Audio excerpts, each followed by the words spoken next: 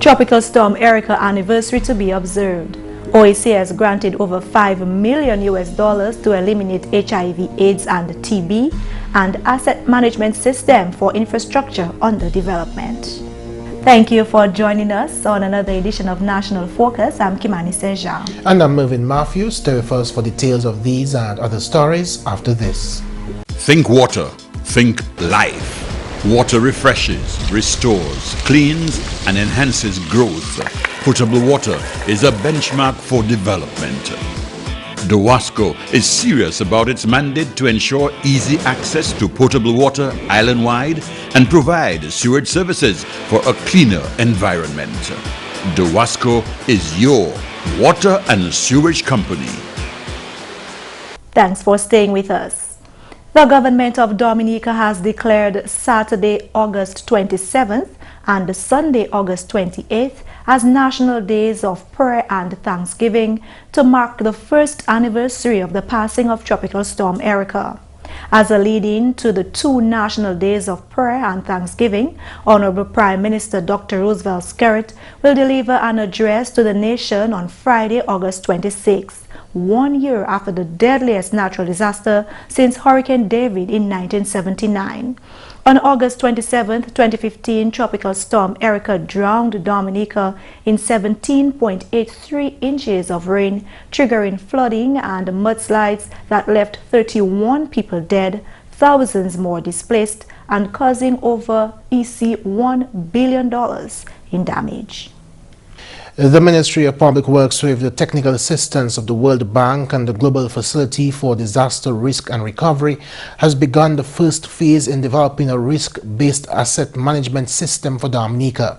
Stakeholders attending a one-day workshop at the Fortune Hotel on Wednesday are from the Ministries of Public Works, Housing, Lands and Water Resource Management, Planning, DOWASCO, and the Lands and Surveys Division.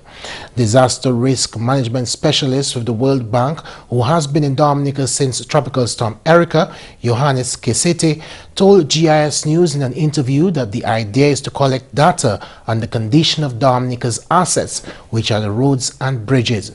Kesete explained that the plan is to determine the vulnerability of these assets to natural disasters and develop a database that the Ministry of Public Works can use to make management decisions.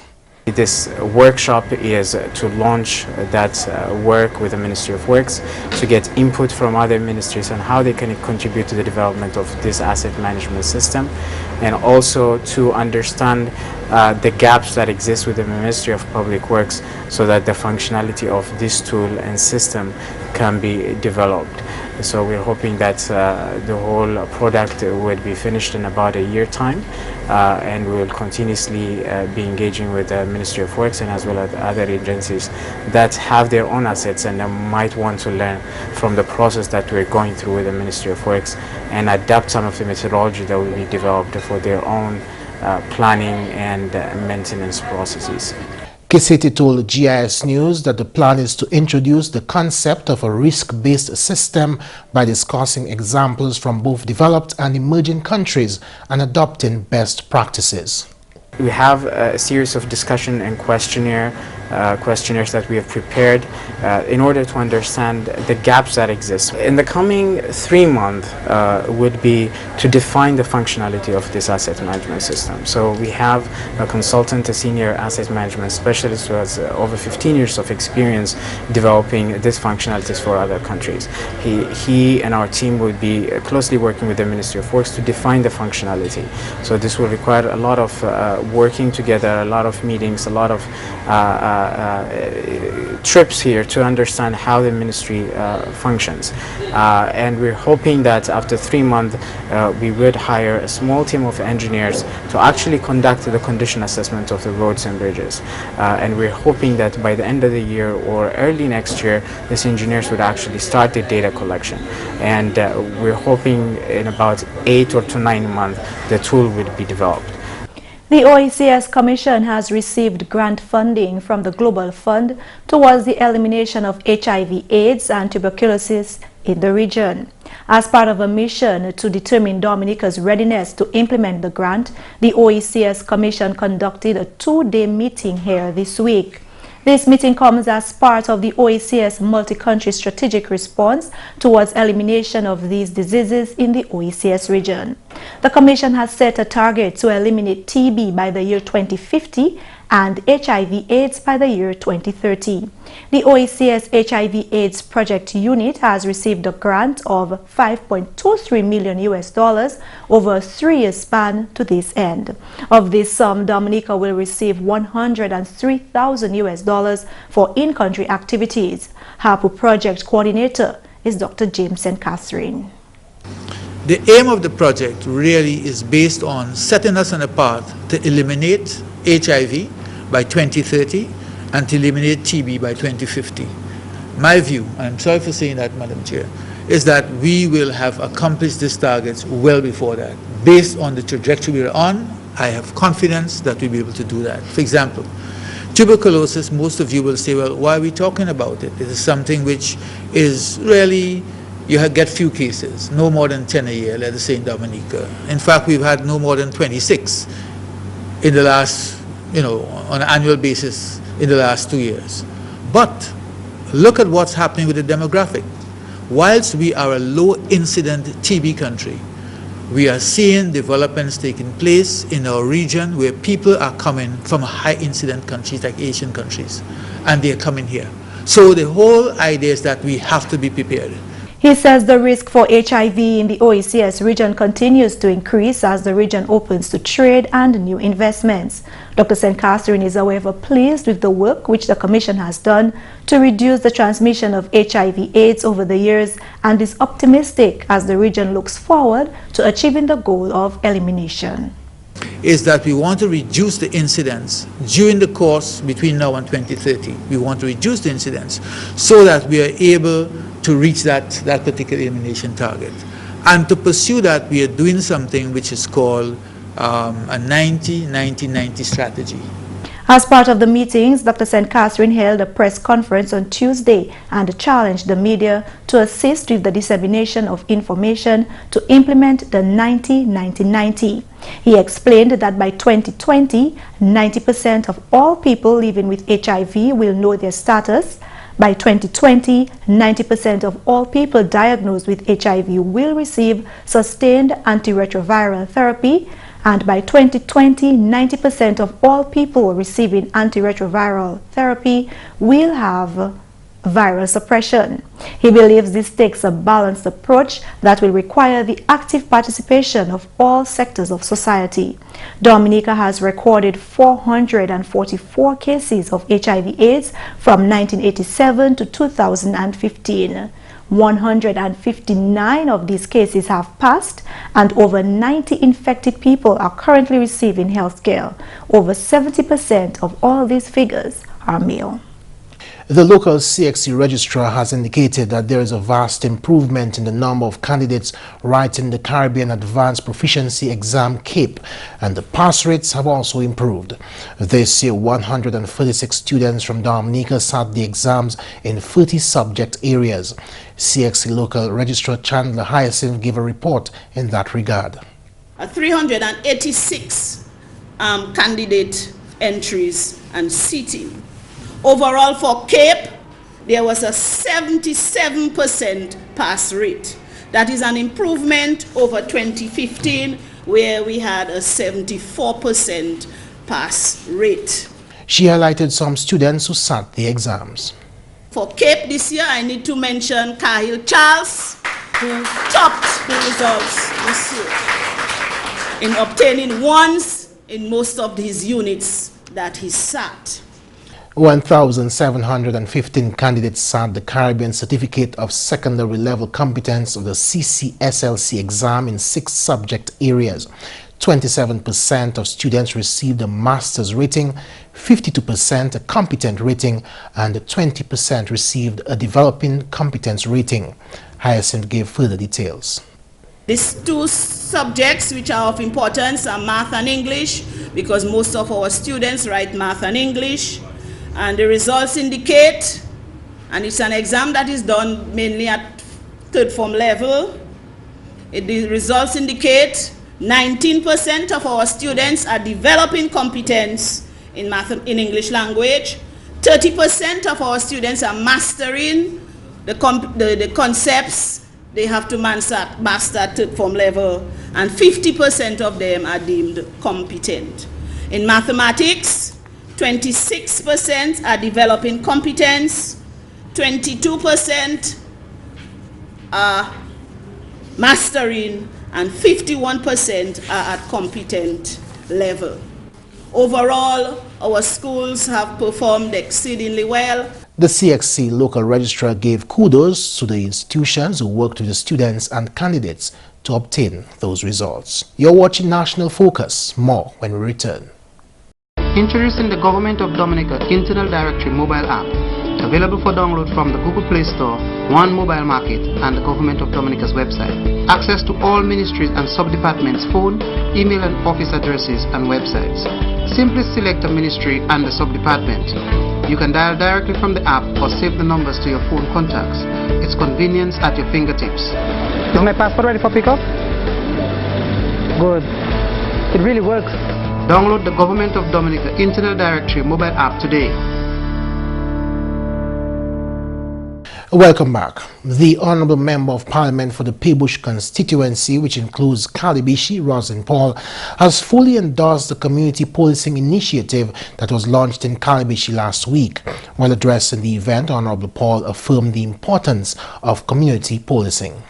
I see community policing as important and will act as a deterrent, since the community itself will be policing itself. It promotes community participation, it builds on leadership, and I hope as well that the young people, or you have youth representation on that committee, because the youth involvement is also very critical, and most critical, I must say, to the success of this initiative. If this community policing succeeds, and it will succeed, being in Calibishi, a very hospitable place, beautiful, with people who are committed. So I expect this initiative is going to succeed with participation across all sectors. And the end result would be building of confidence and trust in the justice system.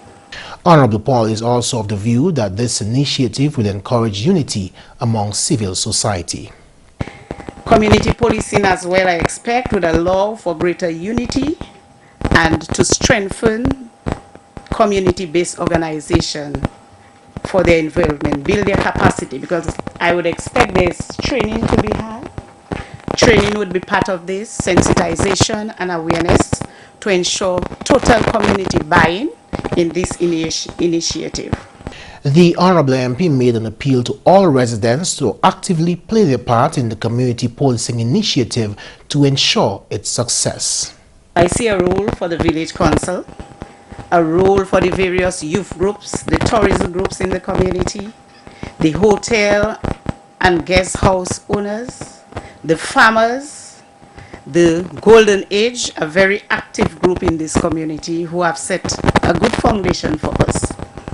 So it means we are all to come together for the prevention and reduction in crime itself.